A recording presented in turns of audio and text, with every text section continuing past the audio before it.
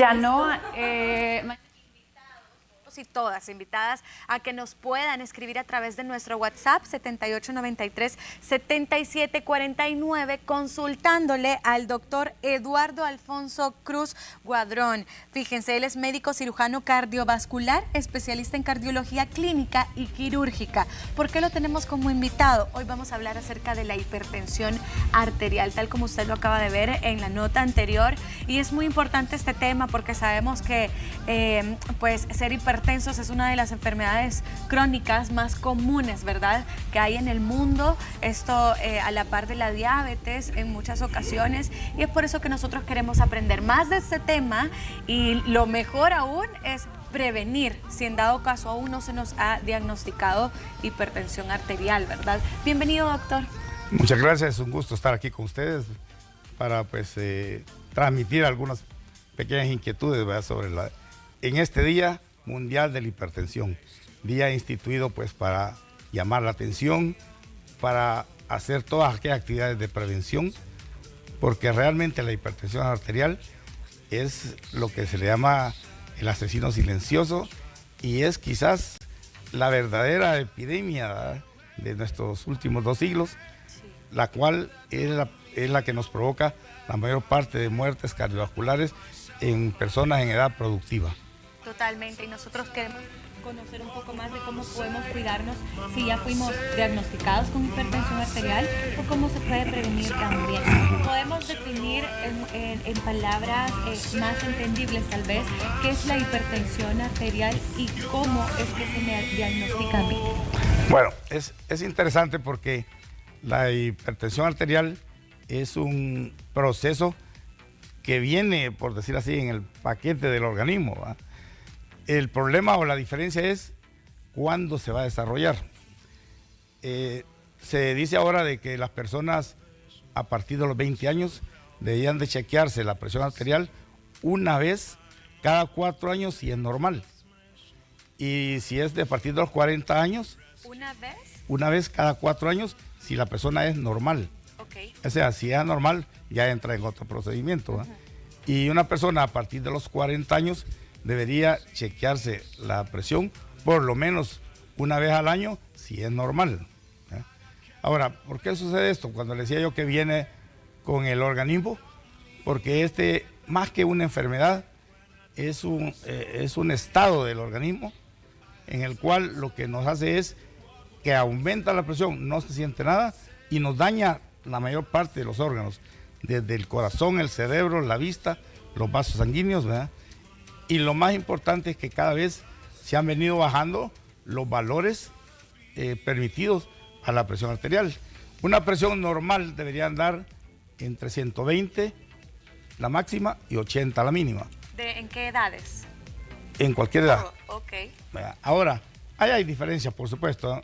Generalmente las mujeres tienden a tener un poco menos de esa presión, pero la presión ideal, fíjese que estoy hablando, antes fue la presión normal.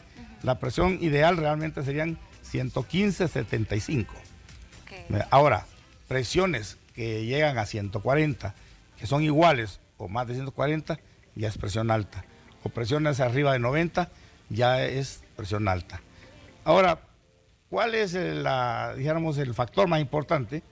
Realmente es la edad. A medida que va teniendo más edad, uno, lógicamente, los valores de presión arterial van aumentando, pero hasta cifras permisibles. Anteriormente se pensaba de que una persona mayor podía tener arriba de 140 porque los vasos sanguíneos se ponían más rígidos, ¿verdad?, por el colesterol, por los triglicéridos.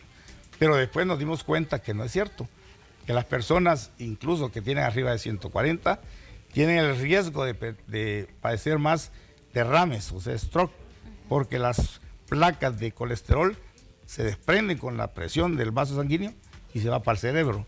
Sí. Por eso es importante entonces mantener unas cifras adecuadas de presión arterial.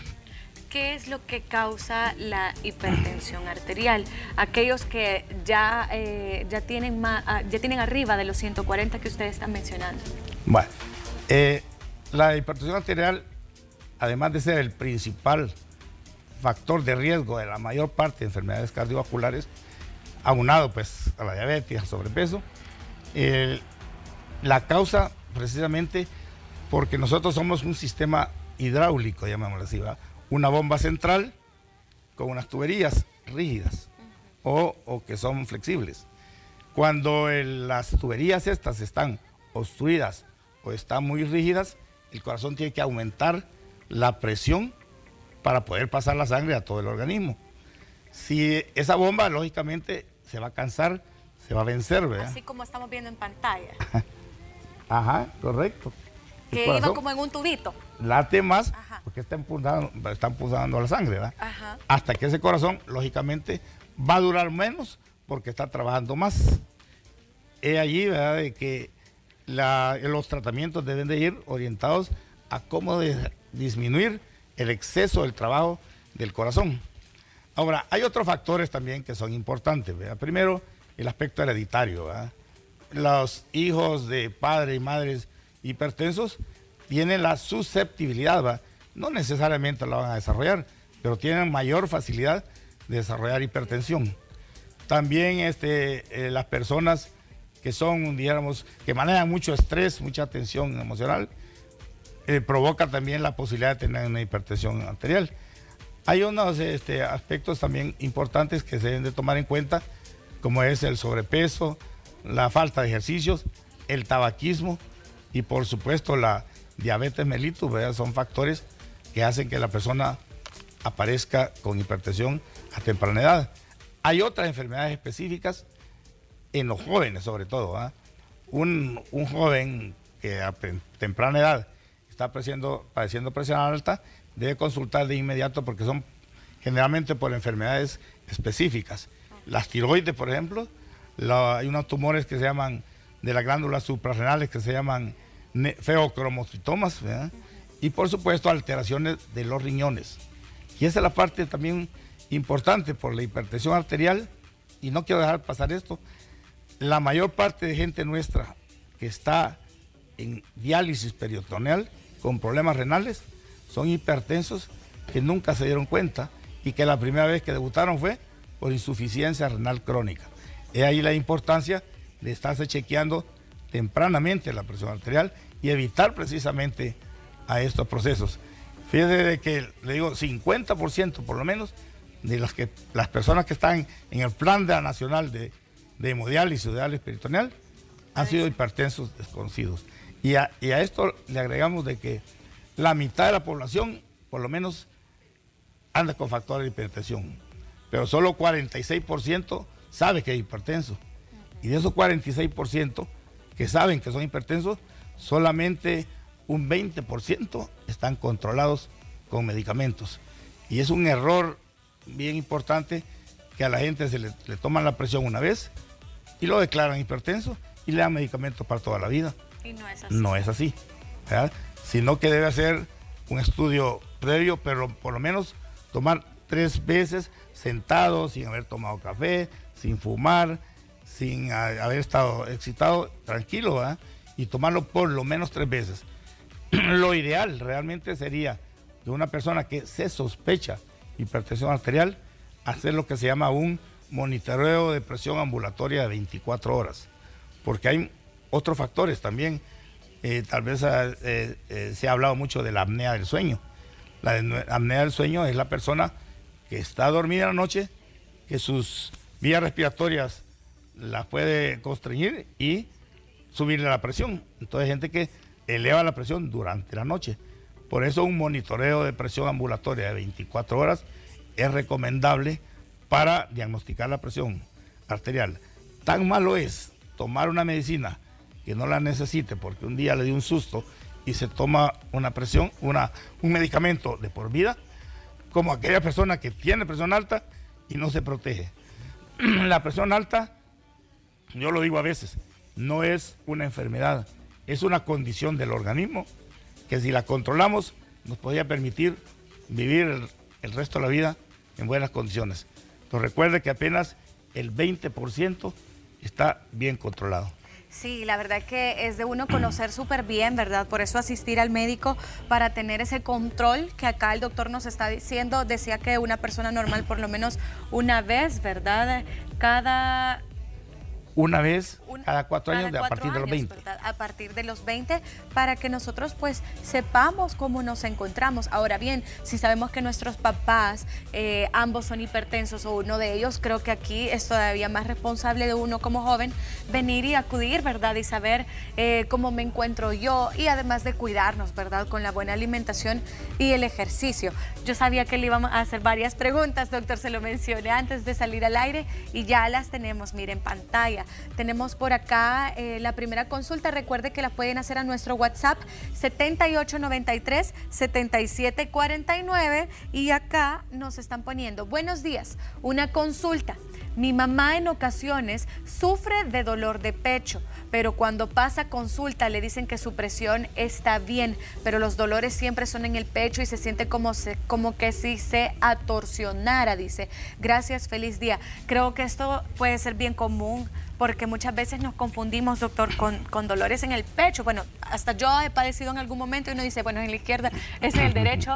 ¿Cómo realmente yo puedo conocer si tiene que ver con la presión arterial o es mi corazón? Bueno, eso es bien importante, porque el corazón en una forma general no duele. Okay. Lo que se siente es una sensación de opresión con una irradiación al brazo izquierdo. Pero lo más importante de esto es que los dolores de pecho pueden ser por 3 causas.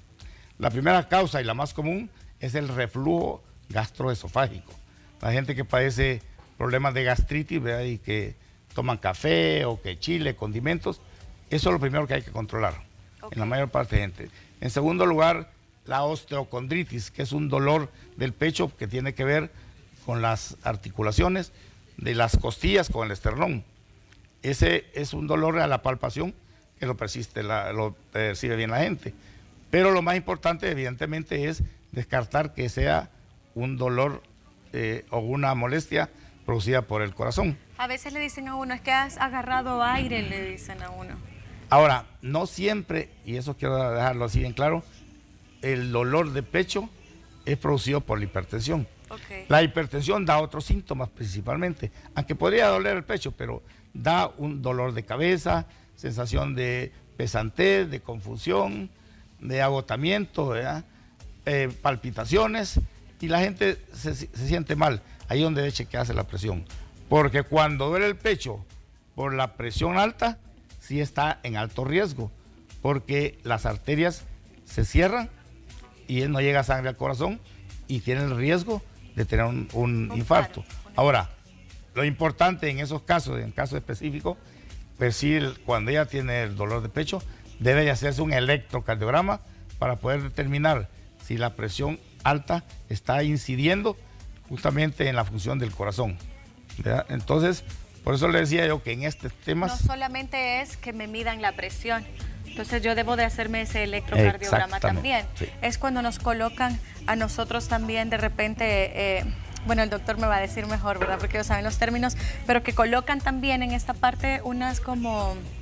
He olvidado el nombre. Ventosas, se llama. Ventosas. Acá, ¿eso es el electrocardiograma? Sí, correcto. Eso mide la actividad eléctrica del corazón y se coloca, por supuesto, en los brazos, en las piernas y en el pecho, para poder ver el corazón desde diferentes áreas. Y lo que medimos ahí son la actividad eléctrica del corazón, que cuando está alterada nos está demostrando indirectamente que hay un problema en alguna parte del corazón y que topográficamente nos puede decir de qué lado o de qué área del corazón podría estar sufriendo.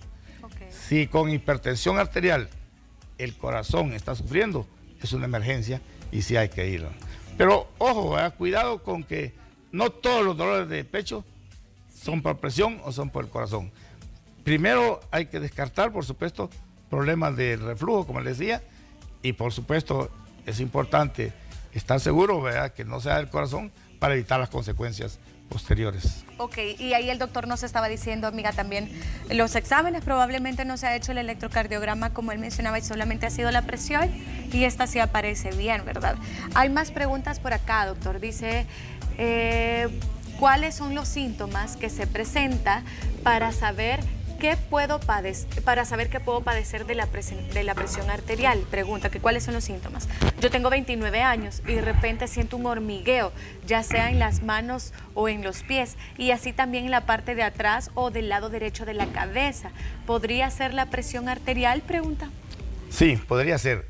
Eso es importante porque así como hablamos que hay algunos factores, ¿verdad?, que tienen que ver con el estrés emocional, y el estrés emocional se puede traducir por esta serie de síntomas, pero que también puede en una forma reactiva elevar la presión arterial. Esto se llama hipertensión arterial reactiva, que le produce a la gente cuando tiene un problema, pues, cuando tiene una angustia, una desesperación. Y eso es cuando a uno le dicen que tome complejo B, por ejemplo. No. O a veces cuando hormiguea el cuerpo. No, precisamente cuando pasa eso, lo que hay que hacer es primero tranquilizarse, si hay necesidad de tomar algún tipo de ansiolítico, ¿verdad? Y por supuesto tratar de remediar el problema que le está provocando eso. Pero lo importante es que sí tiene razón, podría en un momento dado ser eso, una hipertensión arterial reactiva que se presenta, como le decía anteriormente, el dolor, el hormigueo, la pesadez en la cabeza, el dolor ocular, ¿verdad?, los mareos, ansiedad, angustia, desesperación, y la gente no se explica a veces por qué le pasa eso. Entonces, la primera fase es chequearse su presión arterial. Ok, perfecto. Bueno, nosotros vamos a hacer un avance informativo, doctor. Usted se queda un ratito más con nosotros para seguir respondiendo todas las dudas que ustedes tienen a través de nuestro WhatsApp. De hecho, ya tenemos la siguiente, que es que tiene que ver el síndrome nefrótico con la hipertensión. ¿No le parece si lo respondemos luego del avance? Bueno. Muchísimas gracias por ese avance informativo. Nosotros vamos a continuar con nuestro tema. Estamos hablando sobre la hipertensión arterial y estábamos respondiendo sus dudas a través de nuestro WhatsApp. Si usted nos acaba de sintonizar, me acompaña el doctor Eduardo Alfonso Cruz. Él es cardiólogo y pues teníamos ya esas consultas, ¿verdad?, a través del 7893-7749. Ahí nos preguntaban que qué tiene que ver el síndrome nefrótico con la hipertensión. Doctor, con esa pregunta nos quedamos. Sí, es bien interesante porque es lo que hablábamos al principio, ¿va? La hipertensión arterial, una de los órganos que daña primero es el riñón. Si la hipertensión arterial ha dañado el riñón, este proceso se va deteriorando cada vez más, va haciendo al riñón perder más proteínas y hasta poderlo llegar a desarrollar una insuficiencia renal crónica. Pero lo más importante es que un riñón enfermo también, per se el riñón, es capaz de elevar la presión arterial, porque la presión arterial tiene una interrelación directa con el corazón. Un corazón que falla, hace fallar el riñón. Un riñón enfermo causa hipertensión.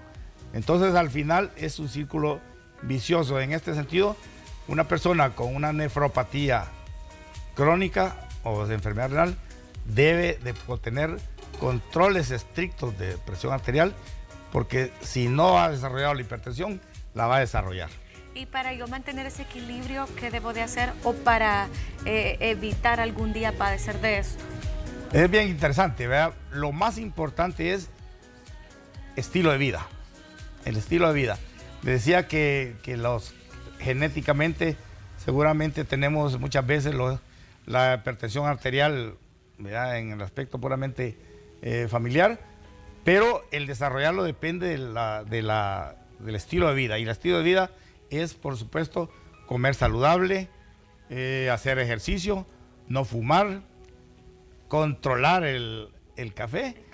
Y hay una parte que a veces me cuesta un poquito con los pacientes, decirle, no le puedo decir no tenga estrés, porque el estrés es parte de la vida diaria. Sí. Me gusta platicar, les digo, maneje el estrés, ¿verdad?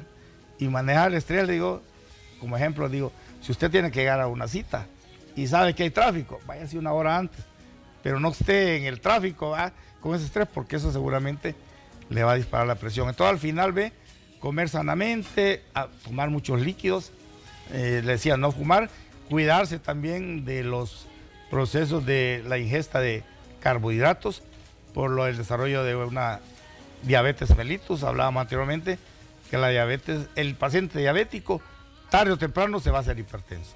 Wow. Y bueno, esta es la última pregunta que vamos a responder y precisamente aquí nos dicen, doctor, mi madre es diabética de 70 años y padece mucho de las infecciones en las vías urinarias. ¿Eso es debido a la diabetes? Pregunta, bueno. Sí, sí, evidentemente. La diabetes es lo que entre los muchos problemas que causa, por supuesto, es una resistencia al desarrollo de las infecciones de las vías urinarias. Muchas veces porque la paciente está expulsando azúcar por la orina y esto favorece que las bacterias que normalmente están en el tracto urinario puedan desarrollarse y provocar infección de las vías urinarias. Debe sí tener mucho cuidado, tomar de ser posible antisépticos urinarios y por supuesto mantener cifras de azúcar en las condiciones normales. Si toma sus medicamentos, no debe dejar de tomar los medicamentos y ese binomio de azúcar e hipertensión generalmente es dramático y puede ser fatal. Sí, es bien complicado. Debemos de cuidarnos mucho.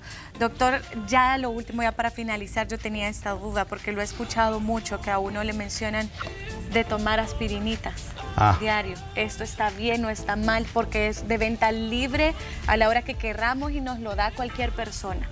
Sí, interesante la pregunta porque la aspirina es un medicamento que se estudió allá en Inglaterra y se demostró que tenía un efecto indeseable de la aspirina, que era el sangramiento, producía a dosis mínima una protección para el infarto agudo del miocardio y para el stroke, para el derrame. Ahora, nosotros recomendamos que la aspirina en las mujeres se tome a partir de los 50 años y en el hombre a partir de al revés, en las mujeres debe ser a partir de los 55 y en el hombre a partir de los 50 años, porque el hombre está siempre en mayor riesgo de sufrir infartos y en las mujeres el derrames. Es la misma enfermedad, nada más que uno va a la arteria del cerebro y otra a la arteria del corazón. Es beneficioso tomar la aspirina siempre y cuando no tenga contraindicaciones de algún sangramiento digestivo o algún problema hepático, pues que no dé problemas de coagulación. Pero mujeres arriba de los 55. Mujeres arriba de 55. Si soy menor y me dicen, tómate una aspirinita, no, eso no es correcto.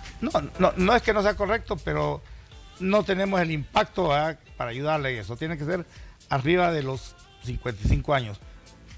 La mejor aspirina es hacer el ejercicio y comer sanamente para controlar los factores de riesgo que dimos anteriormente, ¿no? Y esas creería yo que son las recomendaciones, ¿verdad? Para finalizar esta entrevista y que son de mucha ayuda para todos nosotros porque definitivamente todos tenemos miedo de sufrir algún infarto. Ese fue el tema anterior que nosotros tocamos, el infarto del miocardio.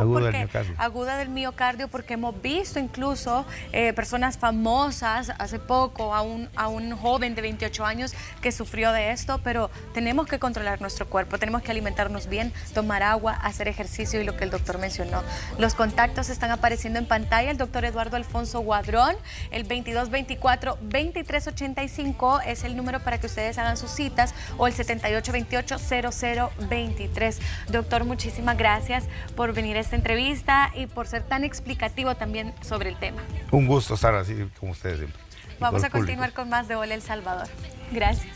Bueno. Reír, comer, bailar.